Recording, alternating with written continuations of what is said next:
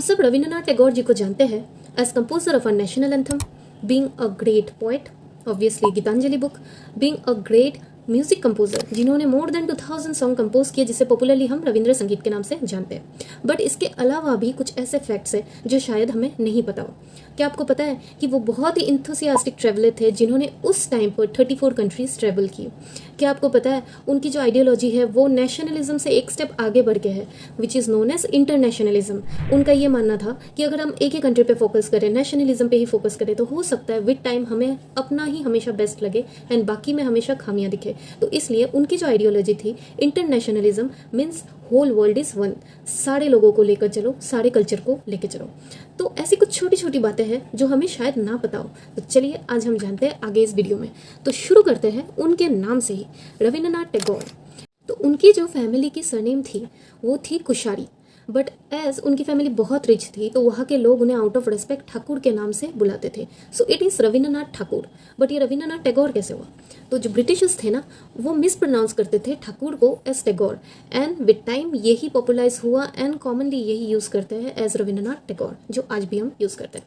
Also Rabindranath Tagore ji को school जाना पसंद नहीं था, काफ़ी स्कूल उन्होंने बदले एंड में उन्होंने स्कूल से ड्रॉप किया। बट उनके जो भाई थे हेमेंद्रनाथ टैगोर वो घर पे ही उनको पढ़ाते थे बेसिक साइंस के बारे में, मैथ्स के बारे में, ऑल्सो फिजिकल ट्रेनिंग जैसे स्विमिंग होगी, ट्रैकिंग हो गया, रेसलिंग हो गया। ऑल्सो बहुत बड़े बड़े म्यूजिशियन भी उन्हें म्यूजिक सिखाने आते थे। एग्जाम्पल जादूनाथ भट्टाचार्य जो बहुत बड़े म्यूजिशियन थे उस टाइम के, वो भी आके पर्सनली रविंद्रनाथ टैगोर को गाइड करते थे। तो हम अगर उनके फैमिली बैकग्राउंड के बारे में थोड़ा जाने तो जो रविंद्रनाथ टैगोर जी के दादाजी थे द्वारकानाथ टैगोर, वो थे बहुत बड़े इंडस्ट्रियलिस्ट। बट रविंद्रनाथ टैगोर के जो पिताजी थे वो थे देवेंद्रनाथ टैगोर, जिन्हें बिजनेस में तो इतनी इंटरेस्ट थी नहीं, बट उनका इंटरेस्ट स्पिरिचुअलिटी की तरफ था।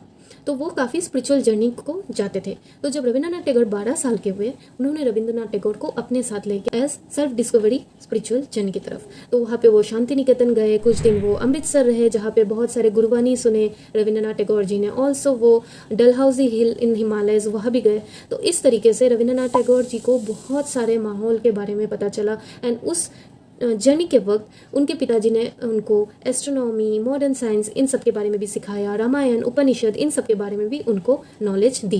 फिर कुछ टाइम बाद उनके पिताजी ने उन्हें भेजा यूनिवर्सिटी कॉलेज लंदन लॉ पढ़ने के लिए। बट वहाँ भी रविंद्रनाथ टैगोर जी को लॉ में कुछ इंटरेस्ट आया नहीं उतना, एंड फिर उन्होंने अपने फील्ड में ही एक्सप्लोर किया, जैसे लिटरेचर फील्ड हो गया, आर्ट वर्क, जिसमें काफ़ी हम आज भी इंग्लिश, स्कॉटिश एंड आयरिश का इन्फ्लुएंस देख सकते हैं। क्या आपको पता है इंडियन नेशनल एंथम के अलावा और एक दूसरे देश के नेशनल एंथम भी उनके द्वारा ही कंपोज की गई? तो 1905 बंगाल पार्टीशन के टाइम पे उन्होंने एक गाना लिखा था, अमा सोनार बांग्ला। तो उस गाने को ही आज के दिन बांग्लादेश में एज नेशनल एंथम गाया जाता है।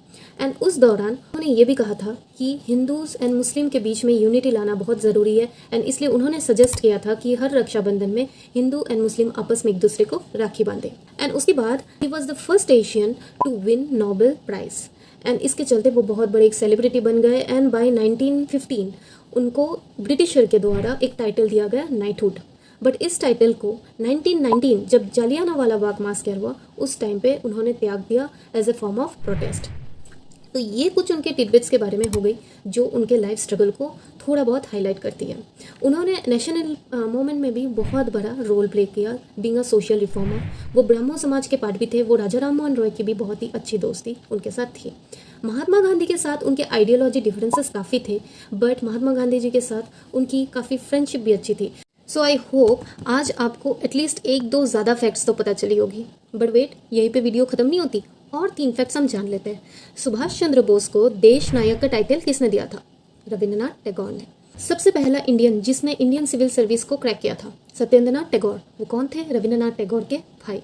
ऑल्सो वो कौन थे जिसने सिलोनी स्टूडेंट को इंस्पायर किया था to compose the national anthem for Sri Lanka?